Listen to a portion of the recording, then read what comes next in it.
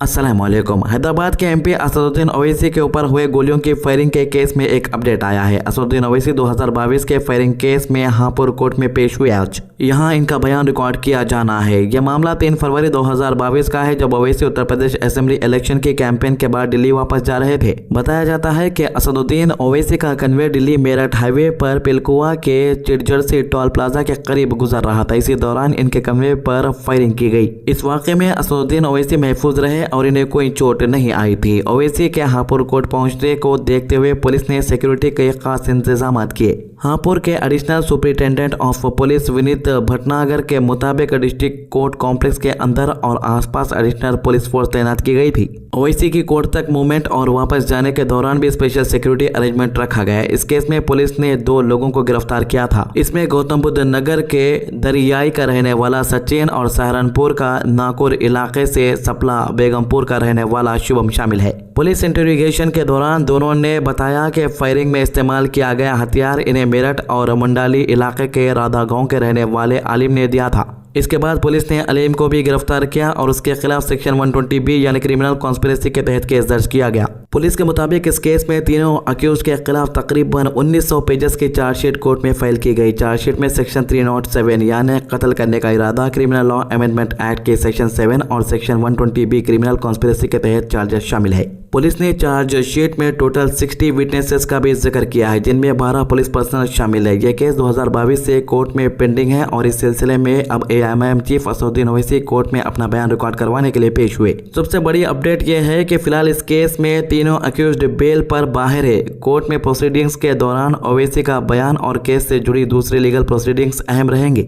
इस मामले पर बात करते हुए AIMIM के स्पोकपर्सन शादाब चौहान ने कहा कि जिस तरीके से हमला किया गया था, उनका इरादा साफ था कि असदुद्दीन ओवैसी को खत्म किया जाए। अल्लाह का शुक्र है कि दुश्मन उनके इरादों में कामयाब नहीं रहा। हालांकि गाड़ी को गोलियां लगी थी। इसके अलावा ये क्या कह रहे हैं, आइए सुनते हैं। चुनाव के दौरान बैरिस्टर ओवैसी साहब पर जानलेवा हमला हुआ था, गोली चलाई गई और उनको हत्या का प्रयत्न किया गया था और ईश्वर की कृपा रही कि गोली थोड़ा नीचे लगी और उनकी जान बची। ये सब लोगों की दुआओं का नतीजा है।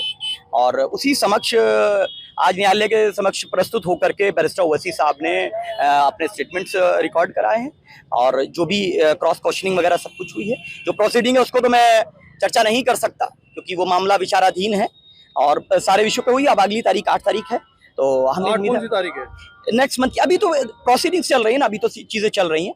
अभी कोई ऐसा नहीं है कि जजमेंट डेट ऐसा कोई फाइनलाइज नहीं, लेकिन हम लोग ये उम्मीद करते हैं कि जो लोग भी इस प्रकार के कृत्य में शामिल हैं वो लोग सजा पाएंगे। तो इसके अलावा हैदराबाद में वक्फ एक्टिविस्ट और तेलंगाना हाईकोर्ट के एडवोकेट ख्वाजा मोइजुद्दीन के कत्ल के केस में अहम अपडेट सामने आया। इस केस के दूसरे मुलजिम महबूब आलम खान को नामपल्ली कोर्ट ने बेल मंजूर कर दी है।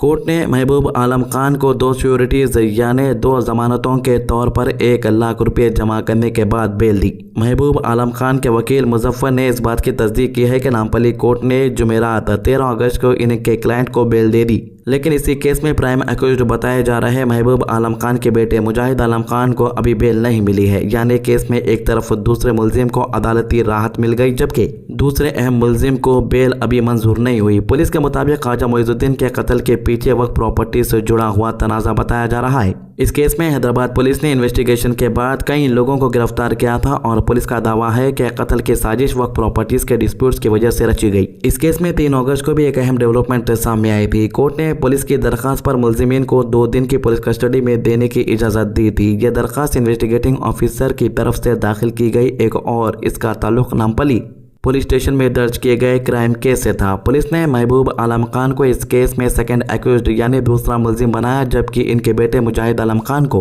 प्राइम एक्यूज्ड यानी बुनियादी मुलजिम के तौर पर नामजद किया गया था। इस पर असदुद्दीन ओवैसी ने भी कहा था कि जिस फैमिली के ऊपर जुल्म हुआ है उनको इंसाफ जरूर दिलाएगी मजलिस। पुलिस इस पूरे केस में ये पता लगाने की कोशिश कर रही है कि ख्वाजा मोइजुद्दीन पर हमला किस तरह प्लान किया गया और इसके पीछे असल वजह क्या थी। देखो, पुलिस वाले पहले बोल दिए, लेकिन ये सारी चीज़ें जो है कोर्ट के अंदर पेश करना पड़ता सबूत के साथ। अगर हम इस वाक़े की बात करें तो ख्वाजा मोइजुद्दीन 23 मई को हैदराबाद के नामपल्ली इलाके में एक हमले में शदीद जख्मी हुए थे। रिपोर्ट के मुताबिक यह अपने घर के बाहर निकले, अपनी कार की ड्राइवर सीट की तरफ जा रहे थे। इसी वक्त SUV तेज रफ्तार से आई और इन्हें टक्कर मार दी। इस हादसे के बाद ख्वाजा मोइजुद्दीन को शदीद जख्मी हालत में हॉस्पिटल ले जाया गया, लेकिन इनकी हालत इंतहाई तशवीशनाक थी और बाद में इनकी मौत हो गई। पहले इस वाक़े को एक्सीडेंट के तौर पर देखा जा रहा था, लेकिन इन्वेस्टिगेशन आगे बढ़ने के बाद पुलिस को इसमें साजिश और कत्ल के पहलू का शक हुआ। हैदराबाद पुलिस ने वाक़े की जांच शुरू की और सीसीटीवी फुटेज, गवाहों के बयानात और दूसरे सबूतों की बुनियाद पर इन्वेस्टिगेशन को आगे बढ़ाया। इन्वेस्टिगेशन के बाद पुलिस ने इस केस में 7 अफराद को गिरफ्तार किया, जिनमें मुजाहिद आलम खान और महबूब आलम खान भी शामिल है। पुलिस का इल्जाम है कि ख्वाजा मोइजुद्दीन को वक्त प्रॉपर्टीज का तनाज़ा की वजह से ही निशाना बनाया। आज जो फैसला आया है, इसको लेकर मोइजुद्दीन के बेटे का क्या कहना है, आइए सुनते हैं। आज जो है क्राइम नंबर 206 ऑफ 2026 जो मर्डर केस चल रहा था ख्वाजा मोइजुद्दीन एडवोकेट मेरे वालिद साहब का, उसमें अक्यूज नंबर 2 महबूब आलम खान की बेल पिटिशन और अक्यूज नंबर 11 और अक्यूज नंबर 12 यानी आबिदुर रहमान और निजामुद्दीन की बेल ऑर्डर्स के लिए पोस्टेड थी। कोर्ट ने अक्यूज नंबर 2 महबूब आलम खान की बेल पिटिशन को अलाउ किया है, उनको बेल ग्रांट की है। कंडीशंस भी कई सारे उसमें लिखे गए हैं और मगर क्योंकि आज ही ऑर्डर पास हुआ है, क्योंकि कंडीशंस देखने के लिए हमको अपॉर्चुनिटी नहीं मिली, जैसे ही ऑर्डर कॉपी तैयार होगी पता चलेगा क्या क्या कंडीशंस लगाए गए हैं, किस बिना पर उनको बेल दी गई है। तो पढ़ने के बाद उसका कैसा नेक्स्ट लेवल एक्शन लेना चाहिएगा वो हम उस पर अमल करेंगे। और जहां तक A11 और A12 का मामला है, आबिदुर रहमान और निजाम अनवारुम के जो एम्प्लॉइज थे, उनके बेल पिटिशन को डिसमिस कर दिया गया है।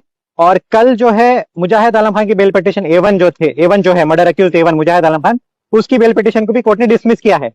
जहां तक कि महबूब आलम खान अक्यूज नंबर 2 की बात है, वो बेल पिटिशन हमने भी अपोज किया था, पब्लिक प्रोसिक्यूटर ने भी अपोज किया था।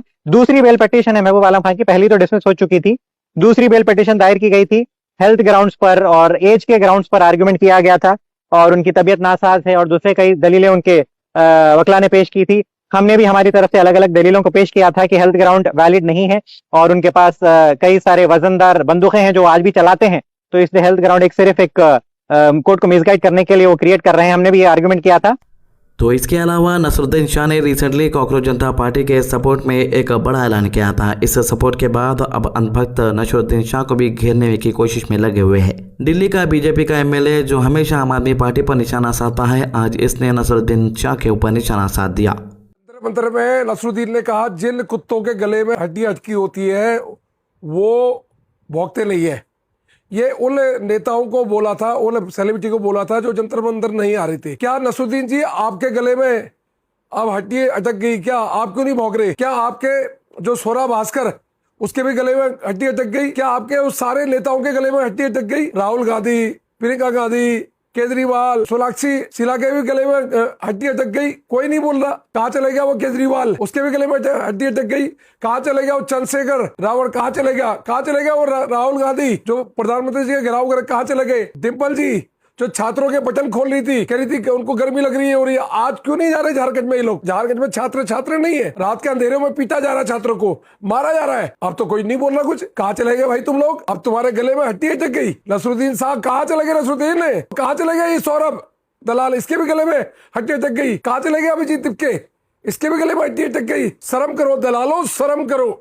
देखो, जिस तरीके से कॉकरोच जनता पार्टी के एहतजाज में पुलिस का रवैया था, पुलिस ने जिस तरीके से बेरहमी से स्टूडेंट को पीटा था, उसके बाद ज्यादातर स्टूडेंट एहतजाज के अंदर शामिल हुए। तो ये जो इल्जाम लगा रहा कि कॉकरोच जनता पार्टी के एहतजाज में जैसा सपोर्ट मिला वैसा रांची में नहीं मिला, ये गलत बात है। कॉकरोच जनता पार्टी के खुद के लीडर्स यहाँ पर जाकर एहतजाज में शामिल हुए थे।